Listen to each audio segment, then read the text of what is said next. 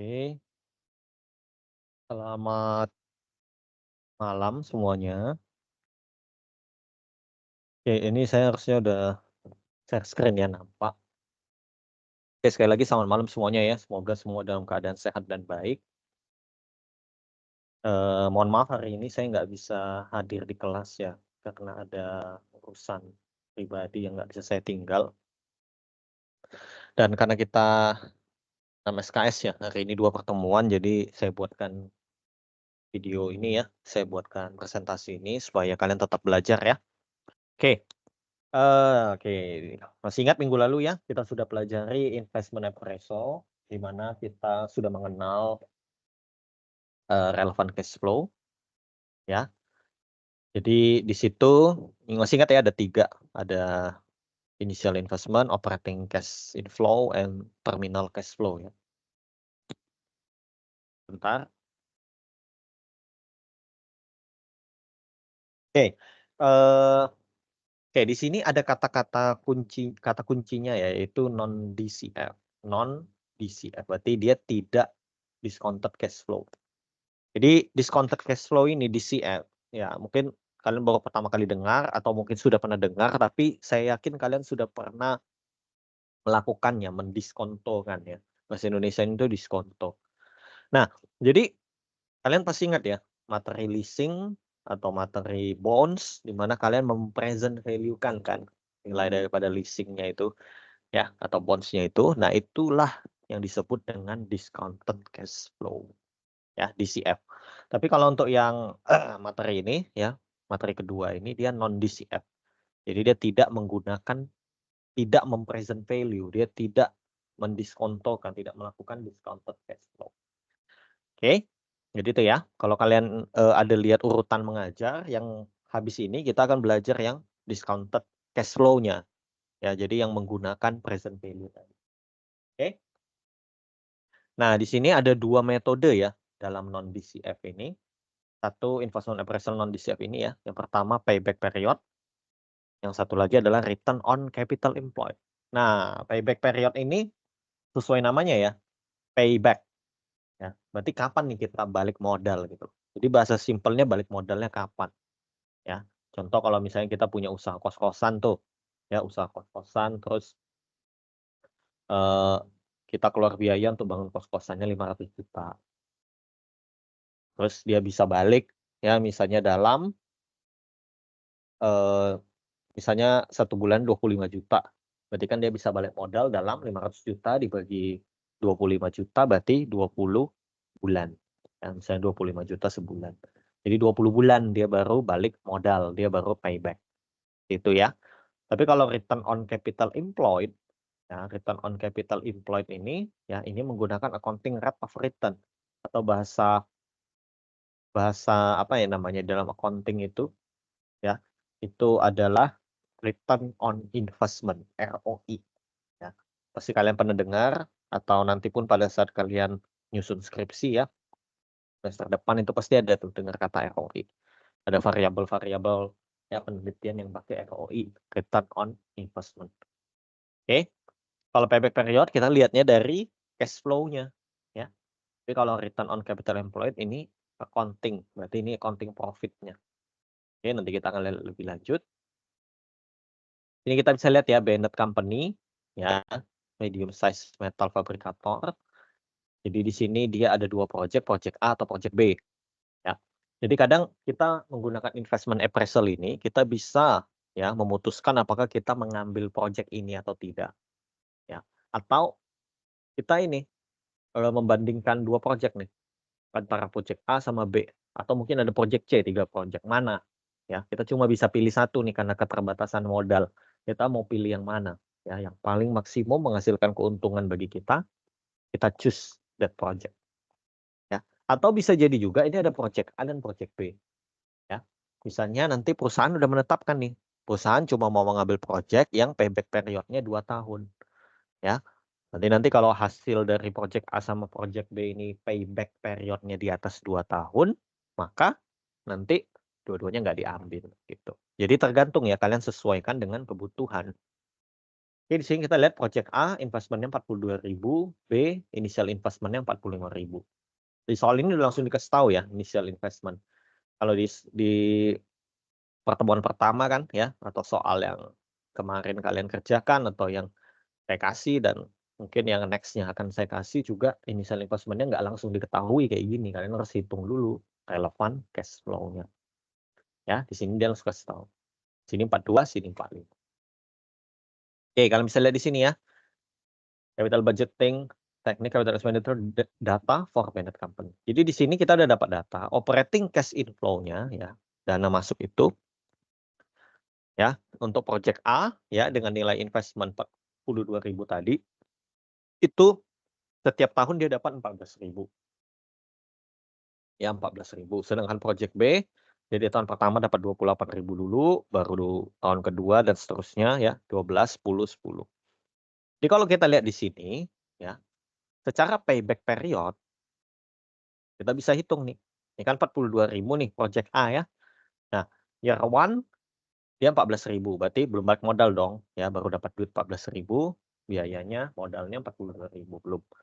Lanjut di tahun keduanya 14.000 lagi. Nah, berarti 14.000 ditambah 14.000 kan 28.000 tuh. Ya, 28.000 belum juga untuk modalnya ya. Habis itu 28.000 ya, nggak cukup. Lanjut lagi ke tahun ketiga. Itu 28.000 tambah 14.000. Nah, di tahun ketiga ya, modalnya sudah 42, bukan modalnya maaf, operating cash inflow-nya sudah terakumulasi 42.000. Maka kita tahu nih di tahun ketiga lah project A balik modal atau payback periodnya project A adalah 3 tahun. Ya nggak sulit ya sebenarnya ya, tinggal hitung aja terus sampai dia mencapai angka initial investment-nya atau modalnya. Tapi gimana kalau dengan project B? Kalian bisa lihat ya di sini 45.000 dia. Yang pertama, tahun pertama 28.000 jelas belum balik modal, baru 28. Lalu tahun kedua dia 12.000 ya, 28 tambah 12 itu 40.000. Ya 40.000 kan belum balik ya. Balik.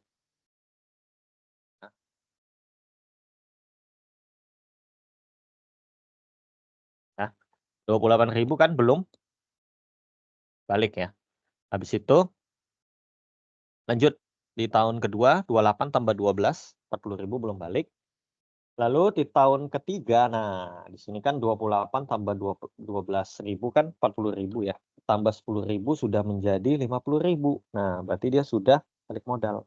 Bahkan lebih dari balik modalnya karena modal kita cuma 45.000. Berarti di sini kita tahu nih di project B itu sekitar ya. Berarti kita tahu di sini project B itu sekitar 2 tahun, 2 years plus titik-titik-titik ya. Ya kan tahun ketiga kan sudah balik nih, sudah balik modal tapi lebih. Berarti dia itu sekitar 2 tahun sekian bulan.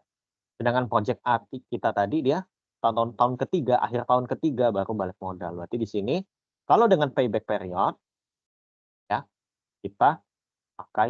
kita memilih project B ya karena payback periodnya lebih cepat.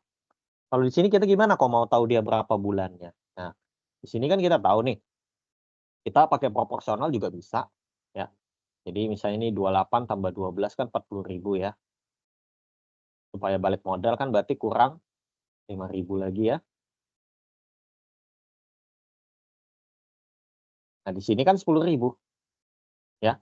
Kalian tahu kalau 10.000 dibagi 2 itu 5.000, berarti dia 2 tahun 6 bulan. Ya, jadi project A tadi 3 tahun, project B 2 tahun 6 bulan. Jadi secara payback period kita memilih project B karena dia memberikan payback period balik modalnya lebih cepat. Ya, jadi kalau payback period kalian lihatnya sesuai dengan logika kita aja kan. Kalau misalnya investasi tersebut atau project tersebut lebih cepat balik modalnya, ya lebih baik. Ya. Jadi kita memilih yang 2 year and 6 month. Berarti project B. Udah sesimpel itu aja. Ya. Dan kalau kita kan udah belajar nih di MK1 ya, kita bisa lihat di project B ini ada 28.000 ya. duitnya duluan lebih cepat dapat dibanding project A. Ini kan sebenarnya juga secara, Anda belajar ya, secara cash flow ini baik karena uangnya kita terima lebih besar duluan.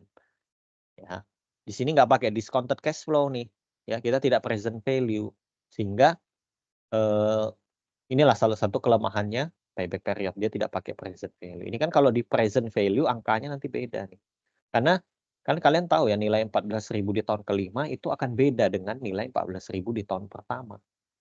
Maksudnya apa? Kok kan sama-sama 14.000? Iya, sama-sama 14.000 nominalnya, tapi dia punya purchasing power-nya ya.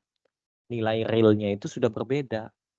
Ya, seperti kalian dulu beli misalnya beli McD itu 10.000 bisa dapat satu paket. Sekarang kan nggak bisa, paling murah paling 30-an ya, 30.000 atau 35.000 mungkin. Ya, baru bisa beli satu paket.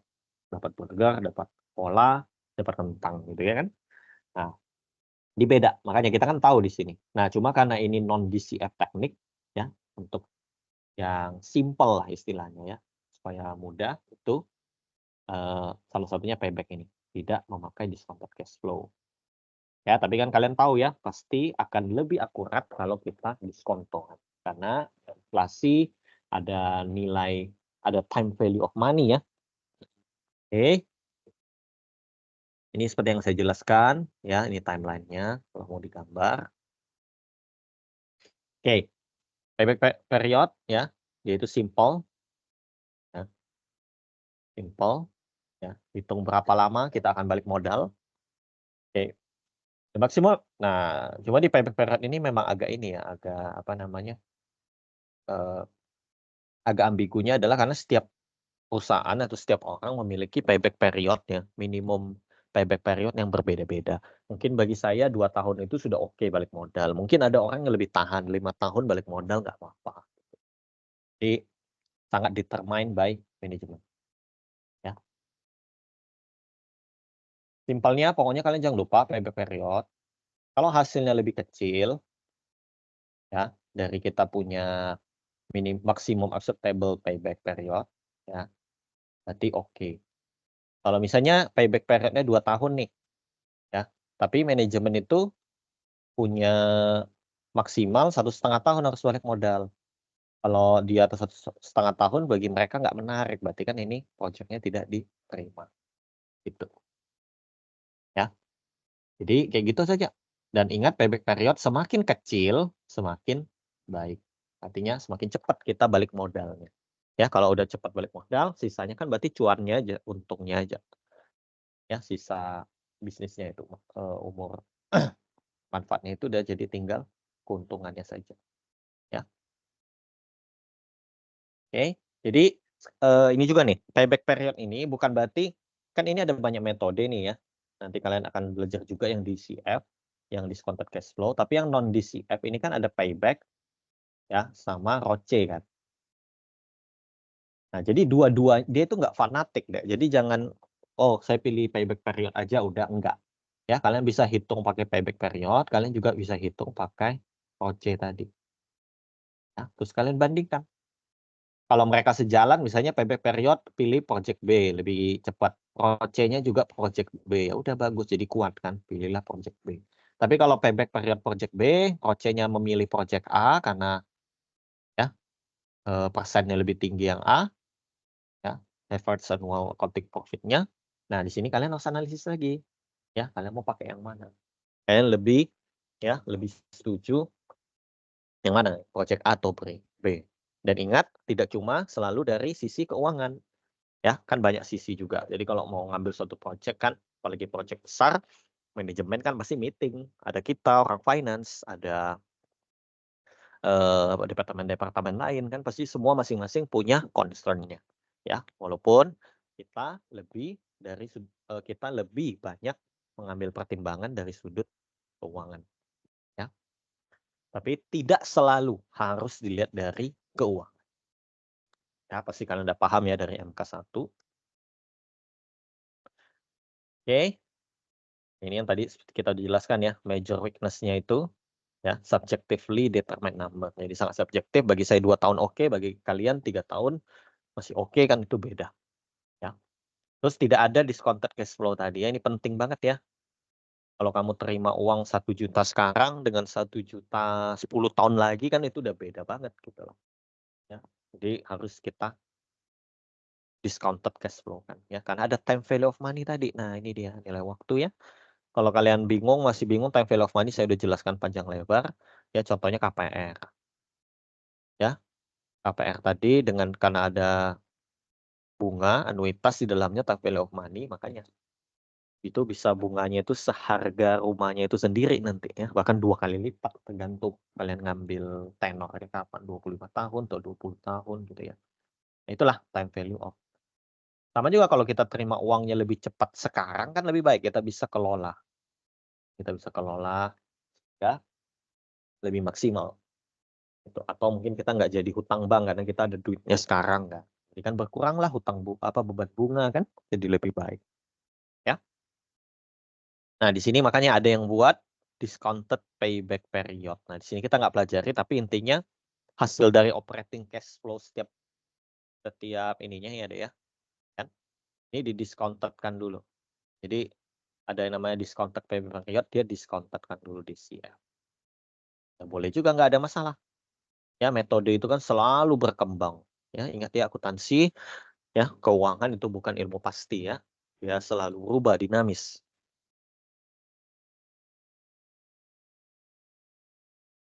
Oke, ini nih kita coba lihat ya salah satu kelemahannya tuh di sini. Kita bisa lihat di sini ada project gold, ada project silver. Nah, sama-sama 50.000 nih initial investment-nya. Kan? Kita mau pilih yang mana nih? Kan kita lagi pakai payback ya, payback period. Jadi coba kita lihat di sini 5.000 belum balik modal. Tahun ketiga 5 tambah 5 10 tambah 40 50.000 berarti tahun ketiga balik modal payback. Project silver ini 40 ya, belum balik modal, tambah 2.000 42 belum balik modal, tambah 8.000 baru balik modal. Berarti dua-duanya itu sama di 3 tahun. Nah, kalau gitu kita pilih yang mana? Nah, ini dia salah satu kelemahan payback period. Tapi kalau kita lihat dari sini, karena kalian sudah belajar di MK1, pasti kita pilih yang silver. Kenapa? Karena uang yang diterima di duluannya ini ya, di tahun pertamanya lebih besar. Jadi kalau kita bisa terima uang lebih besar di awal kan lebih baik, kalian bisa kelola. Ya, kalian pasti udah paham lah dengan penjelasan di MK1 ya. Pasti lebih baik kalau terima uangnya duluan. Tapi kalau keluar uangnya, nah baru semakin lambat semakin baik. Ini ya. Makanya selain pakai payback period, kalau untuk non DCF boleh juga pakai ROCE. Jadi kita tidak fanatik pada satu metode. Pakai beberapa metode untuk setiap project, habis itu bandingkan. Ya, supaya kalian mendapatkan gambaran yang lebih luas. Sehingga pengambilan keputusan kalian sudah maksimal dasarnya. Oke. Ini harusnya sudah ini ya, sudah jelas. Nah, habis itu ada return on capital employed. Nah, return on capital employed ini ya kalau bahasa bahasa investment atau investasi itu ROI, return on investment. Ya, atau ARR, accounting rate of return. Sesuai namanya accounting, berarti di ROCE ini dia tidak lihatnya dari cash flow, hati-hati.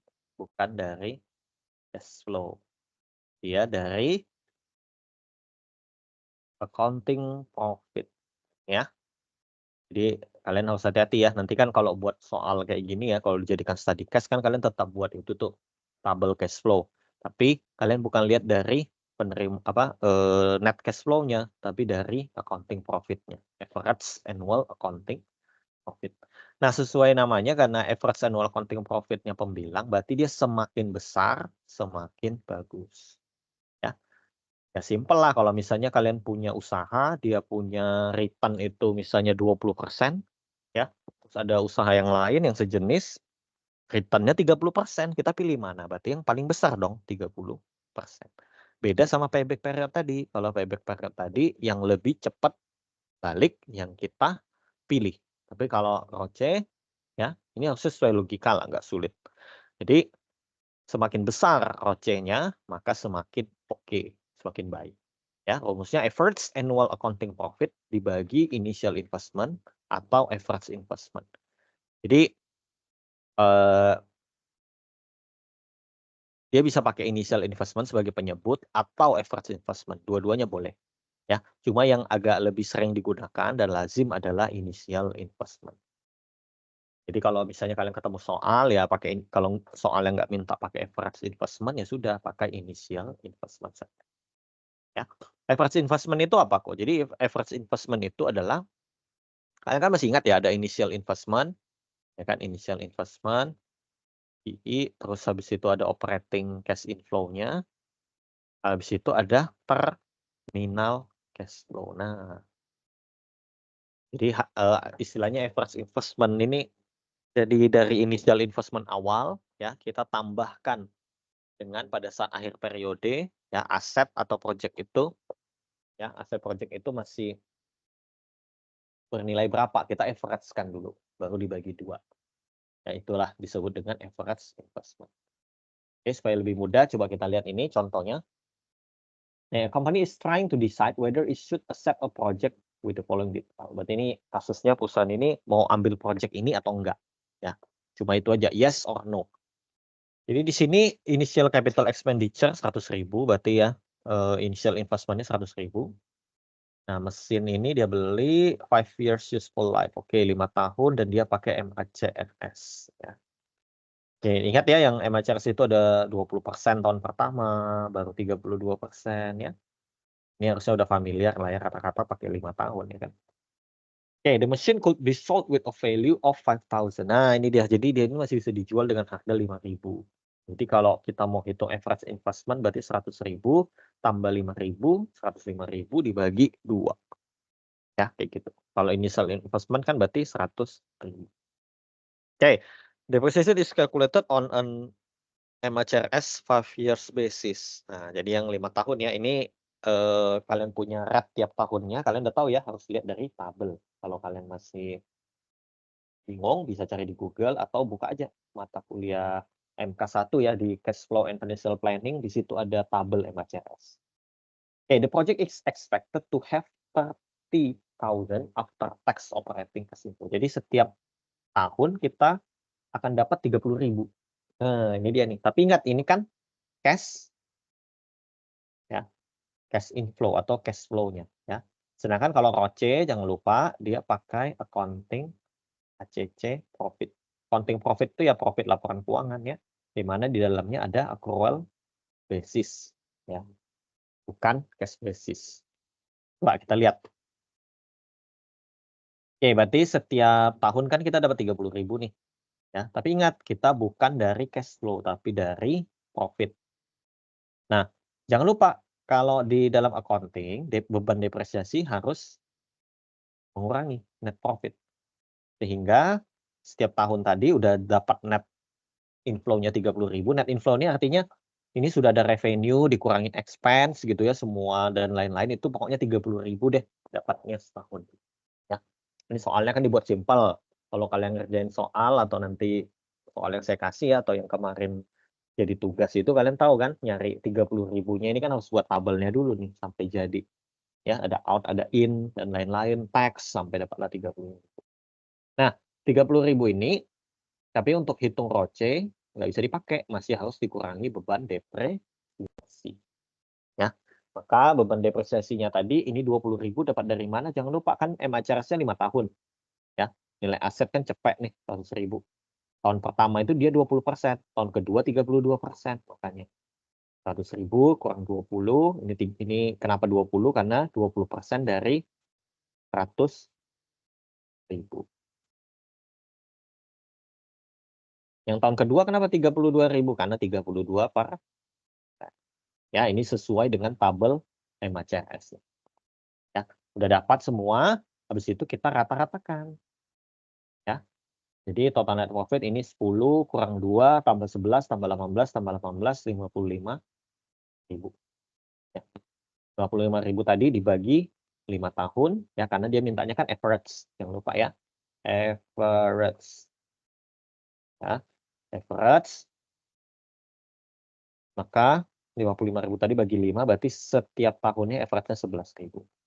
Udah deh, tinggal kita hitung ROCE-nya bisa pakai yang pertama dari initial investment. Initial investment tadi 100.000 ya, ini ya. Oke. Ya, maka 11.000 dibagi 100.000 11%. Atau kita pakai average investment tadi. Jadi 11.000 dibagi 100.000 ditambah 5.000 ya. Karena terminal cash flow terminalnya ya ini bukan terminal cash flow sih, maaf. Ini maksudnya di akhir periode mesinnya itu ya tahun kelima itu dia masih bisa dijual 5.000. Ini masih ada hasil gitu dari investasi kita ini yang sudah habis masa manfaat tapi masih bisa dijual 5.000. Jadi 100.000 tambah 5.000 105.000 bagi 2 maka 21. Nah, ini tergantung perusahaan. Kalau perusahaan punya ROCE misalnya 30%, jadi dia nggak mau nih kalau di bawah 30 dia nehi, nggak mau, berarti project ini no. Tapi kalau misalnya dia 8% aja udah oke, berarti project ini yes. Ya, harusnya nggak sulit ya. Harusnya nggak sulit, saya yakin bisa. Oke, keuntungan dan kekurangannya, advantage and disadvantage ya. Kita tahu pasti dia quick and simple calculation. Ya. Lebih familiar konsep percentage return, udah jelas ya, kayaknya lebih mudah gitu. Kalau misalnya kita tahu cuannya berapa persen gitu kan. Cuannya 30%, cuannya 20% kan lebih gampang. Berarti kita ambil yang 30%. Ya, walaupun kita harus lihat nih, kita harus lihat kita punya modalnya enggak gitu. Jangan-jangan kadang project A itu modalnya cuma 50.000, project B misalnya 100.000, tapi kita nggak punya duit 100.000. Kadang kan terkendala modal ya. Jadi mau tak mau cuma bisa ambil project A, walaupun project B juga bagus. Atau kita bisa ambil project B, tapi kita harus punya sumber dana yang lain, yaitu leverage itu kan. Kita bisa hutang atau tambah modal, ya minta pemilik top up modal, atau kita right issue penambahan saham supaya kita dapat dana fresh dari modal saham juga bisa. Terus it looks at the entire project life. Nah, dia memperhitungkan semuanya 5 tahun itu gitu. Kalau payback kan enggak, dia cuma lihat sampai dia udah balik modal udah stop. Ya, sedangkan bisa jadi tahun berikutnya nggak dapat uang malah ya, projeknya merugi atau entah ada apa gitu kan. Proyeksinya menurun misalnya. Jadi dia tidak melihat entire project life itu. Keunggulan apa namanya? Kalau keunggulan ROCE ini, payback dia enggak. Ya. Payback sampai dia terima balik modal udah nggak lihat lagi. Nah, disadvantage-nya udah jelas lah ya. Yang paling ini time value of money ya. Value of money ini dia tidak men-DCF-kan. Ya, seperti yang saya udah jelaskan tadi di payback juga sama ya. Return ini 30.000 ini setiap tahun ini kan nilainya ya, nilai nominalnya 30.000. Tapi kita tahu nilai realnya akan berubah. Ya. Purchasing power-nya atau daya belinya sudah beda antara tahun ke-1 dan tahun ke-5. Apalagi kita tahu kata-kata selalu inflasi gitu kan. Jadi itu akan sangat efek. Lalu kalau kita tahu karena dia accounting, ya accounting profit, kita tahu accounting itu sangat terefek dengan kebijakan akuntansi, judgement, ya, dan juga hal lainnya. Jadi kayak contoh ini adalah depresiasi tadi. Kalau pakai MACRS sama pakai garis lurus kan pasti beda tuh, ya. Sehingga menghasilkan nilai profit yang beda juga gitu. Maka kalau nilai profitnya beda, hasil angka ROCE-nya juga beda. Jadi ini sangat tergantung dengan kita itu memakai treatment apa di accounting ya. Jadi dia nggak terlalu apple to apple karena perusahaan A bisa aja pakai garis lurus, perusahaan B mau pakai double declining. Kalau kayak gitu kan berarti yang double declining kan biasanya cenderung lebih besar, apalagi di awal. Ya, di awal tahun kan dia lebih besar depresiasinya. Jadi bisa jadi profitnya lebih kecil dibanding yang garis lurus, lebih stabil. Gitu. Jadi banyak sekali efeknya yang membuat persentase ROCE itu jadi sangat amat didikte atau terefek dari accounting policy tadi, ya. Oke, terus ada two ways to calculate the accounting rate of return yang tadi ya, bisa initial, bisa average. Jadi kita cukup bingung, tapi biasanya sih lebih lazimnya pakai initial investment. Ya, di soal juga kalau kalian nggak dikasih tahu udah pakai initial investment juga boleh. Oke, maksudnya nggak sulit, saya yakin bisa. Ya, jadi ini untuk ya mata kuliah yang pertemuan 2. untuk maksudnya yang chapter kedua ya. Masih ada 2 chapter lagi hari ini. Nah, ini kalian ini ya, semoga udah paham, tapi kalau belum paham silahkan catat pertanyaan, nanti minggu depan ketemu kita bahas. Ya. Oke, thank you.